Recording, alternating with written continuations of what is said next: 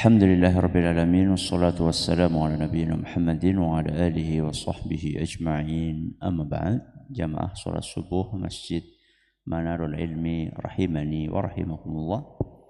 Hari ini kita akan melanjutkan kajian kita untuk membaca kitab Syarah Al-Adabul Asyrah yang ditulis oleh Syekh Shalih Al-Utsaimin hafizahullah. Dan pada pertemuan sebelumnya kita telah memasuki adab yang ke-9, yaitu adab saat kita berada di jalan. Adab saat di jalan. Dan saat itu kita sudah membahas poin yang pertama. Hari ini kita akan membahas poin yang kedua yang ada di halaman 42. Silakan dibaca. Wal mas'alatu tsaniyah. Bismillahirrahmanirrahim. Qala al-musannif hafizahullah ta'ala wal mas'alatu tsaniyatu fi qawlihi wa ghuddu basaraka wa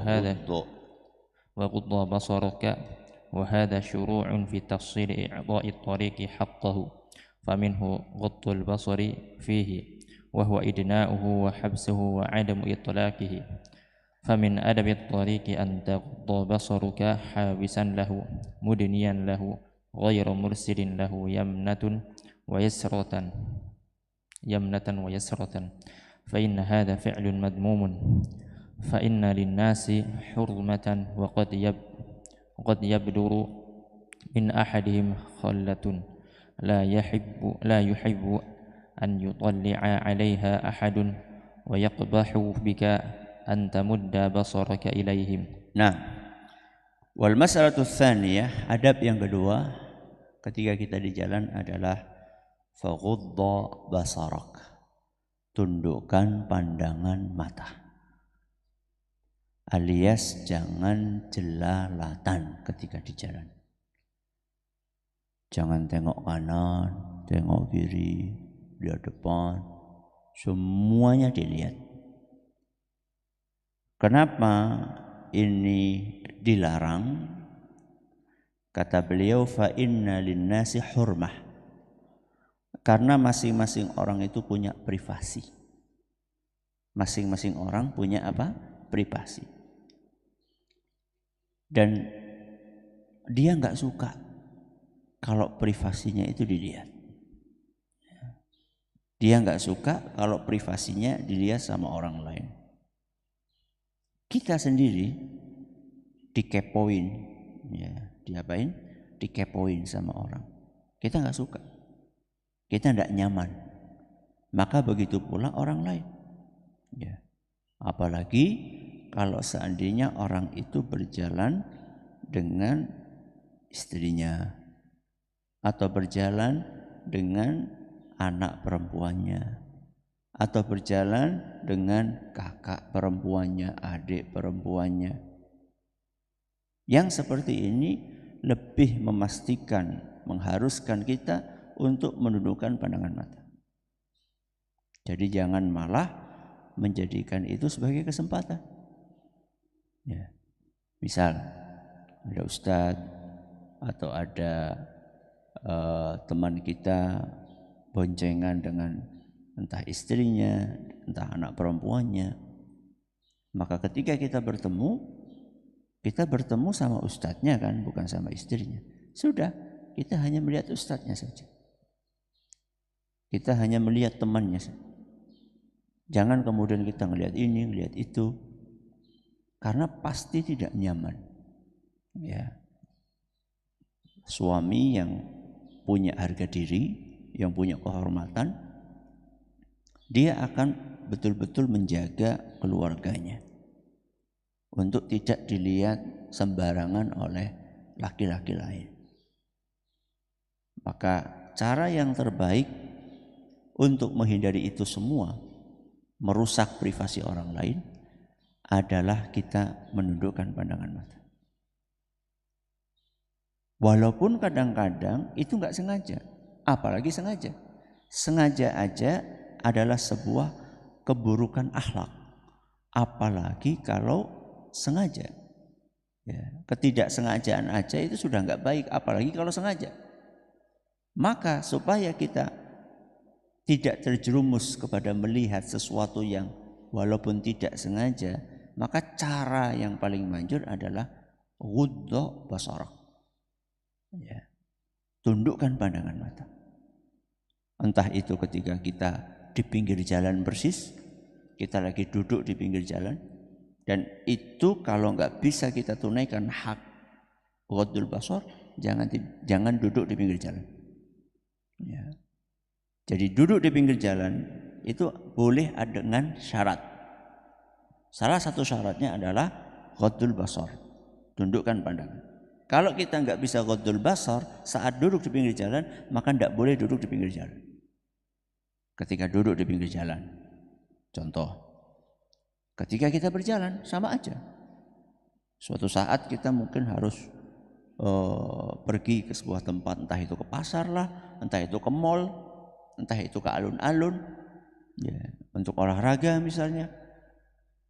Ketika kita di pinggir jalan, saat kita pasif atau ketika kita sedang jalan kita aktif, tetap adab ghuddul basar, menundukkan pandangan mata adalah sesuatu yang dianjurkan dan diperintahkan di dalam agama kita.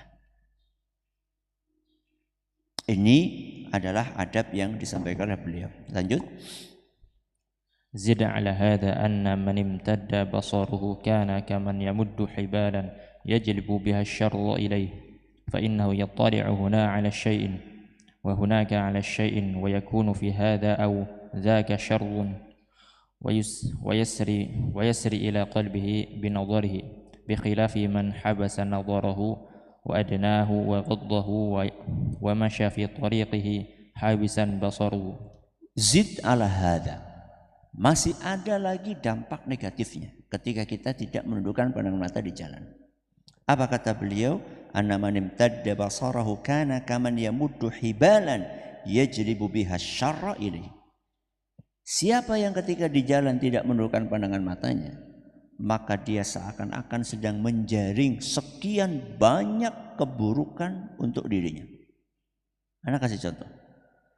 Ketika kita enggak menundukkan pandangan mata di jalan, namanya orang keluar di jalan, apakah semuanya menutup aurat?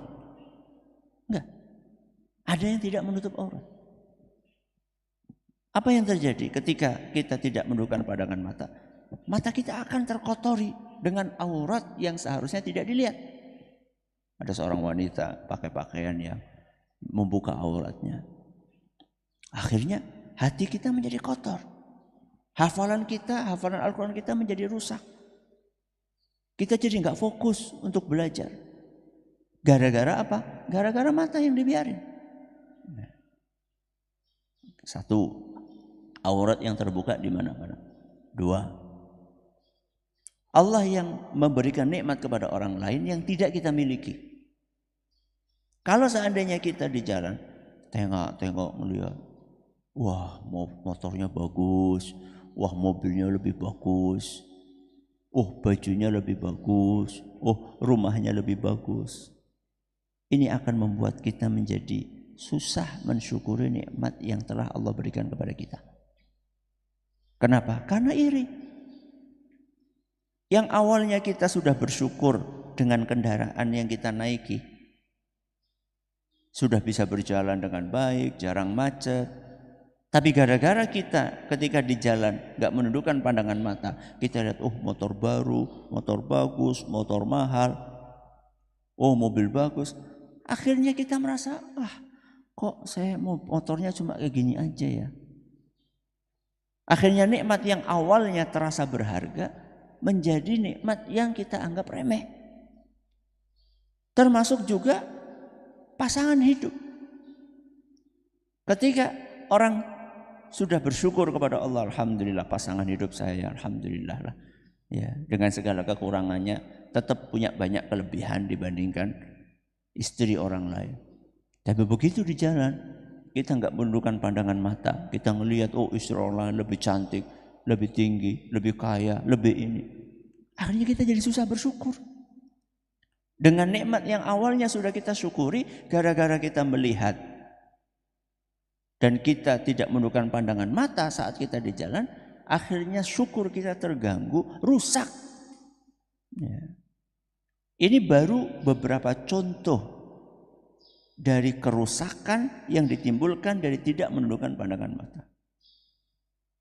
Bahkan sampai taraf terjerumus kepada perbuatan zina. Gara-gara apa? Gara-gara mata yang tidak ditundukkan. Dan menundukkan pandangan mata bukan hanya ketika di jalan, termasuk juga ketika kita di rumah, ketika kita megang HP.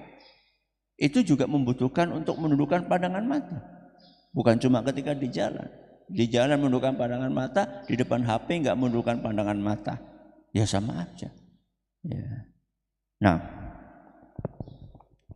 wa fi kitab at-tawwabin li ibn Qudamah anna rajulan dakhala 'ala Dawud at-Ta'i faqala inna fi saqfi baytika jid'an qad inkasara faqala ya ibna akhi inni fi hadha al-bayti mundu 20 sanatan ma nadartu ila as-saqfi qala ibn Qudamah wa kanu yakrahuna fudul an-nadhari كما يكرهون فضول الكلام أي يكرهون ما يزيد عن الحاجة من النظر كما يكره ما يزيد عن الحاجة من الكلام لأنه من أسباب فساد القلوب وهو من موارد عللها على ما بسطه ابن القيم في إغاثة اللهفان وغيره. Nah, ada kisah yang menunjukkan betapa para ulama kita itu nggak suka melihat sesuatu yang nggak perlu. Dalam kitab At-Tawwabin yang ditulis oleh Imam Ibnu Qudamah Al-Maqdisi rahimahullah, bahwa ada seseorang bertamu di rumahnya Dawud At-Ta'i. Dawud At-Ta'i, seorang ahli ibadah. Ketika bertamu itu kemudian tamu tersebut ngomong sama Dawud, itu di atap rumahmu ini ada sesuatu yang bermasalah. Apa kata Dawud? Aku ini sudah 20 tahun di rumah ini. Berapa tahun? 20 tahun di rumah ini. Dan selama 20 tahun itu Ana gak pernah ngelihat itu. Ente sehari baru bertamu beberapa menit sudah ngelihat itu. Artinya apa? Artinya kalau kita gak memerlukan untuk melihat sesuatu, gak usah dilihat. Ya. Contoh yang lain. Ada seorang ulama, kalau nggak salah Ibnu Abi Hatim atau Abu Zur'ah atau Ibnu Abi Zur'ah, ana lupa. Salat seperti ini, salat seperti ini. Sudah bertahun-tahun jadi imam di situ. Mungkin udah belasan tahun lah. Suatu saat ada salah satu muridnya yang ngomong sama beliau, wahai imam, itu di tempat imam kamu, di tempat sholat kamu di mihrab, itu ada tulisannya loh. Ada apa? Ada tulisannya. Tulisannya begini-begini. Subhanallah. Ada tulisannya. Ana nggak pernah lihat. Berapa tahun? Berapa tahun? 15 tahun, sekian belas tahun. Enggak tahu kalau di depan tempat sholatnya itu ada apa? Ada tulisan. Berarti selama ini bagaimana? Selama ini setiap sholat itu fokus kepada sholatnya. Bahkan dalam sholat pun ada orang yang masih tidak ghadul basar. Ketika sholat aja masih ada yang tidak ghadul basar. Mau lagi sholat kau malah ngelihatnya kaos orang yang ada di depannya ini tulisannya apa? Ya, begitu selesai sholat hafal. Berarti selama sholat dia itu ngapalin tulisan yang ada di kaos itu. Ada lagi yang ketika sholat ngeliatin sajadah, wah ukirannya bagus banget ini. Ada lagi yang ketika sholat ngelihat merek sarung temannya. Makanya kalau pakai sarung ada mereknya itu gak usah ditaruh di mana? Gak usah taruh di bawah. Ya, tapi taruh di bagian atas supaya orang yang di belakang antum itu enggak, ini mereknya apa ya? Bagus kayaknya nih. Besok kan mau beli kayak gitu. Jadi latihan. Makanya apa kata Imam Ibnu Qudamah? Kanu yakrahuna fudulan nazar kama yakrahuna fudulal kalam. Kata Imam Ibnu Qudamah, para ulama kita itu enggak menyukai fudulan nazar. Fudulan nazar itu adalah melihat yang enggak perlu. Sebagaimana mereka enggak menyukai fudulal kalam, omongan yang tidak perlu. Jadi dua hal yang menyebabkan rusaknya seseorang adalah fudulun nazar dan fudulul kalam. Fudulun nazar melihat yang enggak perlu. Fudulul kalam ngomong yang enggak perlu. Jadi kalau mau ngomong, ngomonglah seperlunya. Kalau mau melihat, melihatlah seperlunya. Ya tentunya melihat seperlunya itu ketika kita mau beli baju. Masa kita godul basor? Kita mau milih baju masa godul basor? Berarti itu melihat yang apa? Seperlunya. Ketika kita lagi kajian kayak gini, ada kitab di depan kita, kan gak mungkin godul basor. Ya maksudnya ngantuk gitu. Ini berarti kan melihat yang seperlunya. Ketika nanti antum nikah, kemudian apa? Sebelum nikah nazar, masa godul basor? Itu waktunya apa? Waktunya nazar. Jangan setelah nikah baru, ya Allah ternyata misalnya jadinya 7 misalnya. Baru tahu, loh ente kemarin ketika nazar ngapain? Ya. Jadi godul yang dimaksud dengan fudulun nazar itu adalah melihat yang enggak perlu. Contohnya tadi ketika di jalan, jeringo, kecuali nyari alamat. Ya, nyari alamat godul basor, ya nggak ketemu. Ya, kita harus lihat masuk ke perumahan yang dicari nomor 10 misalnya. Ya kita harus lihat terus lihat. Tapi setelah itu kita nggak nyari alamat, godul basor, tundukkan pandangan mata. Kita mulai dengan saat kita berangkat ke masjid. Jadi ketika kita berangkat ke masjid, ya entah itu yang jalan kaki seperti santri atau misalnya jamaah dari luar yang naik motor, naik sepeda, latihan ghaddul basar. Tundukkan pandangan mata. Mudah-mudahan kita bisa mengamalkan adab ini dalam kehidupan kita. Wallahu taala a'lamu bissawab. Subhanakallahumma wa bihamdika asyhadu an la ilaha illa anta astaghfiruka wa atubu ilaik. Assalamualaikum warahmatullahi wabarakatuh.